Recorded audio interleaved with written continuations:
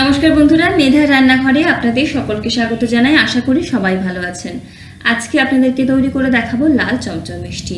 Traditional পদ্ধতিতে চমচম তৈরি হতে প্রায় 3 ঘন্টা সময় লাগে, তবে আজকের সময় দাঁড়িয়ে এত সময় কিন্তু কারোর হাতেই নেই।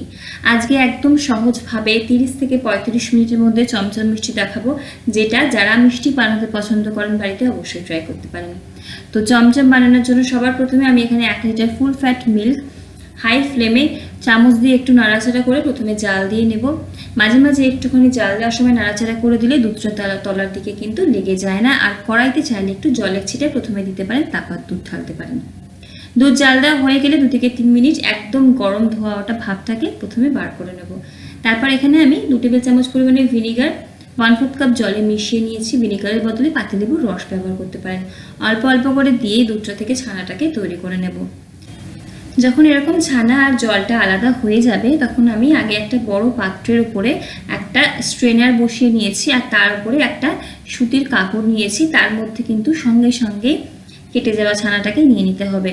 আর ছানার যেই গরম ব্যাপারটা রয়েছে সেটা যাতে সঙ্গে সঙ্গে ঠান্ডা হয়ে যায়, তার জন্য ঠান্ডা জলে 2 থেকে 3 বার ধুতে হবে।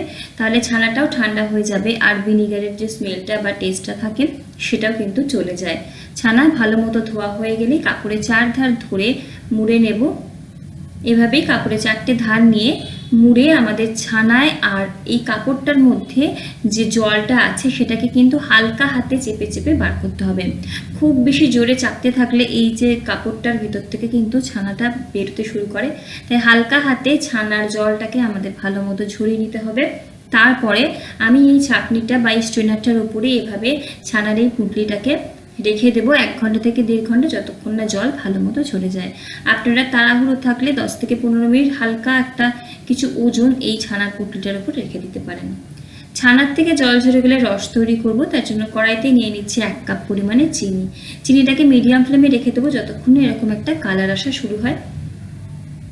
চিনিটা যখন গলে এরকম লাল হতে থাকবে, গ্যাসের ফ্লেম একদম লোতে করে দিয়ে দেবো এখানে 1/4 কাপ পরিমাণে জল।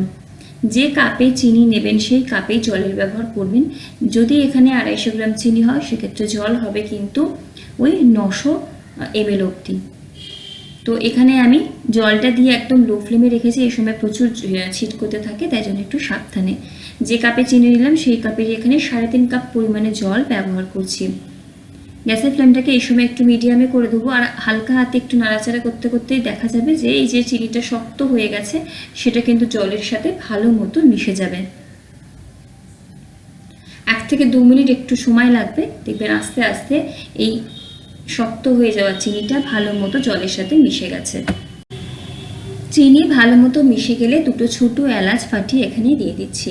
তারপর রসটা যখন হালকা করে ফুটতে শুরু করবে ঢাকা দিয়ে লো ফ্লেমে 5 থেকে 6 মিনিট মতো রসটাকে কিন্তু ফুটতে দিতে হবে। এখানে জল ঝরিয়ে নেওয়ার ছানাটা একটা থালায় নিয়েছি 1 চা চামচ ময়দা, 1/2 চা চামচ সুজি আর 1/2 চা চামচ চিনি, অল্প একটু ঘি 1/4 চা চামচেরও কম হাতে নিয়েছি। নিয়ে ছানাটাকে প্রথমে 1 থেকে 2 মিনিট ভালোভাবে মেখে নেব। আমরা যেমন আলু ভাতে মাখি সেরকমভাবেও মাখতে পারি, অথবা হাতের তালুর সাহায্যেও কিন্তু ছানাটাকে এরকমভাবে চেপে চেপে মেখে নিতে পারি।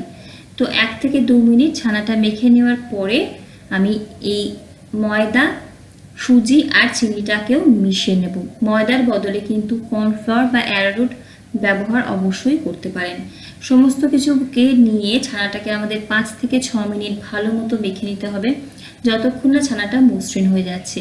যদি মনে হয় ছানা থেকে বেশি পরিমাণে জল ঝরে গেছে সেক্ষেত্রে অল্প অল্প একটু জলে ছিটে দিতে পারেন। আর যদি মনে হয় ছানাটা একটু জল জ্বলে সেক্ষেত্রে কিন্তু ছানা মাখার আগে একটা কাপড়ে চাপা দিয়ে এক্সট্রা জলটাকে আপনারা নিয়ে নিতে পারেন। ছানা বা মসৃণ করে মাখা হয়ে গেছে, হাতে একটা ছোট্ট ছানার বল তৈরি করে দেখে নেবেন যে ছানার বলটা ফেটে যাচ্ছে কিনা। যদি না ফেটে যায় তাহলে ছানাটা ঠিকঠাক মাখা হয়ে গেছে, আর যদি ফেটে যায় সেক্ষেত্রে 1 থেকে 2 ফোঁটা জলে ছিটে দিয়ে ছানাটাকে ভালো মতো মেখে নেবেন। মেখে নেওয়া ছানার থেকে ছোট ছোট লেচি কেটে নিলাম। এখান থেকে একটা ছানার লেচি হাতে করে নিয়ে প্রথমে 2 হাতের চেপে চেপে একটা গোল বলের মতো করে নেব। মসৃণ গোল বল, যেখানে গায়ে কোনো বলটার গায়ে যেন কোনো ফাটল বা ফাটা বা ক্র্যাক না থাকে, তাহলেই হবে। তারপর 2 হাতের সাহায্যে এভাবে চেপে একটু লম্বা শেপ দিচ্ছি।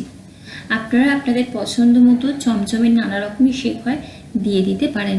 তো আমি এই ধরনের শেপ করছি। আর একটু খেয়াল রাখতে হবে প্রত্যেকটা মিষ্টির শেপ যেন অন্তত সাইজ যেন একটু কাছাকাছি হয়, খুব বড় বা খুব ছোটো এরকম যেন না হয়। তো আমি প্রত্যেকটা মিষ্টি কিন্তু ছানা দিয়ে এভাবে কিন্তু তৈরি করে নেব। প্রত্যেকটা মিষ্টির শেপ দেওয়া হয়ে গেলে এখানে কিন্তু রসটা প্রায় 6 মিনিট মতো ফুটেছে। এবারে কড়াই ঢাকনাটাকে খুলে ফুটন্ত রসের মধ্যে এক এক করে তৈরি করে নেওয়া ছানার যে মিষ্টিগুলো সেগুলোকে ছেড়ে দিতে হবে।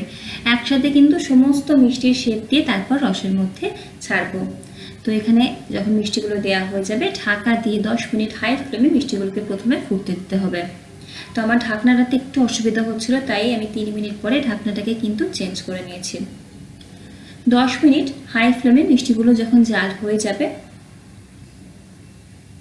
তার মাঝখানে কিন্তু আমি একবারও ঢাকনাটাকে খুলবো না, কারণ বারে বারে যদি চেক করতে যাই মিষ্টিগুলো কিন্তু ভালো মতো ফুলবে না। 10 মিনিট পর ঢাকনাটাকে খুলবো, দেখুন মিষ্টিগুলো ফুলে প্রায় ডাবলের বেশি হয়ে গেছে। এই সময় মিষ্টিগুলো খুব নরম থাকে, হালকা হাতে একটু নাড়াচাড়া করে দিতে হবে, অথবা কড়াইয়ের যদি হ্যান্ডেল থাকে সেক্ষেত্রে দুটো হ্যান্ডেল ধরেও কিন্তু হালকা হাতে একটু ঘুরিয়ে দিতে পারেন। মিষ্টিগুলো দেখবেন নিজের থেকে ঘোরাফেরা করবে। আর চেষ্টা করবেন মিষ্টির কড়াইটা যেন একটু বেশ বড় হয়, তাহলে মিষ্টিগুলো বেশ ভালো তৈরি হয়। ঢাকা দিয়ে আবারও আমি 10 মিনিট এবারে মিডিয়াম ফ্লেমে মিষ্টিগুলোকে জাল দেবো। 10 মিনিট পর কড়াই ঢাকনা খুলছি। মিষ্টির রসটা যেহেতু ঘন হয়ে গেছে, আমি পাশের ফ্লেমে একটা পাত্রে গরম জল করতে দিয়েছিলাম। সেই ফুটন্ত গরম জল কিন্তু এখানে দিতে হবে 1/2 কাপ অথবা 1 কাপ, যতটা পরিমাণ আপনাদের প্রয়োজন হবে। এখানে আমি 1/2 কাপ পরিমাণ ফুটন্ত গরম জল দিয়ে ঢাকা দিয়ে আবারও 10 মিনিট মিডিয়াম টু লো ফ্লেমে জাল দেবো মিষ্টিটাকে। আর তারপরে 10 মিনিট পরে আমি আবারও ঢাকনা খুলে আবারও 1/4 কাপ পরিমাণে ফুটন্ত গরম জল দিয়ে 5 মিনিটের জন্য জাল দিয়েছি লো ফ্লেমে। টোটাল 35 মিনিট সময় লেগেছে। মিষ্টিগুলো এখানে একদম তৈরি হয়ে গেছে। যেহেতু এখানে জাল দিতে অনেকটা সময় লেগেছে, তাই মিষ্টিগুলো হয়েছে কিনা চেক করার দরকার নেই, সেদ্ধ হয়েই গেছে। গ্যাসের ফ্লেম বন্ধ করে ঢাকা দিয়ে 3 থেকে 4 ঘন্টা, অথবা পারলে সবচেয়ে ভালো হয় সারা রাত রেখে দেওয়া রসের মধ্যে মিষ্টিগুলোকে। সারা রাত রসে থাকার ফলে মিষ্টিগুলো ভালো মতো কিন্তু রসটাকে অ্যাবজর্ব করে নিতে পারবে। একদম রসালো মিষ্টি রেডি। একটা পাত্রে স্ট্রেনার নিয়ে আমি এক্সট্রা রসটাকে ছড়িয়ে নেব সমস্ত মিষ্টির। তারপরে একটা পাত্রের মধ্যে একটু খোয়া ক্ষীর গ্রেট করে নিয়েছি, একটা করে মিষ্টি নিয়ে খোয়া ক্ষীরে কোট করে আমি সার্ভ করব। রেসিপিটা অবশ্যই একবার ট্রাই করতে পারেন যারা মিষ্টি বানাতে পছন্দ করেন। ভিডিওটা ভালো লাগলে লাইক, কমেন্ট এবং শেয়ার করার অনুরোধ থাকবে। আর চ্যানেলে নতুন বন্ধু হলে চ্যানেলটিকে সাবস্ক্রাইব করে পাশের বেল আইকনটা প্রেস করে দেবেন, যাতে যখনই কোনো ভিডিও আপলোড করব নোটিফিকেশানটা আপনাদের কাছে পৌঁছায়। এবারে আমি একটা মিষ্টি আপনাদেরকে কেটে দেখাচ্ছি। মিষ্টিটা খেতে কিন্তু বেশ সুস্বাদু হয়। কম সময় লাগলেও কি হবে, এটা কিন্তু চমচমের মতোই খেতে হয়। একবার বানিয়ে অবশ্যই দেখবেন, না হলে বুঝতে পারবেন না। দেখুন কতটা জুসি রসালো মিষ্টিটা তৈরি হয়েছে।